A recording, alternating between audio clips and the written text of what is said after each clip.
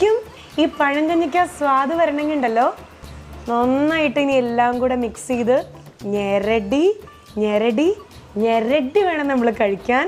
കൊണ്ടാട്ട മുളകും കൂടെ ഇതിലിങ്ങനെ നന്നായിട്ട് ഞെരടാൻ പോവാം. ഒരു പേരും കൂടെ എടുത്തേ, ക്ലിഞ്ഞോ പ്ലിഞ്ഞോ പഴങ്കഞ്ഞി.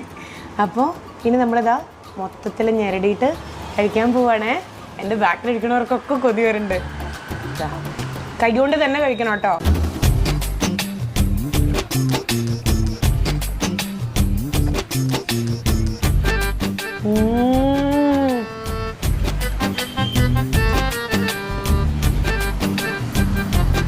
സൂപ്പർ.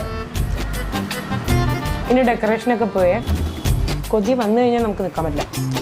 കുറച്ചും കൂടെ നന്നായിട്ടിട്ടിട്ട് ഒന്നും കൂടെ ഇളക്കിയിട്ട്, ശരിക്കും പറഞ്ഞാൽ എനിക്ക് അപ്പുറത്തെ വീട്ടിലൊരു മീൻ വറുത്തെങ്കിലും വേണം അങ്ങനെ പറയാറില്ല. അല്ലെങ്കിൽ അപ്പുറത്തെ വീട്ടിലൊരു ഓംലെറ്റിൻ്റെ മണം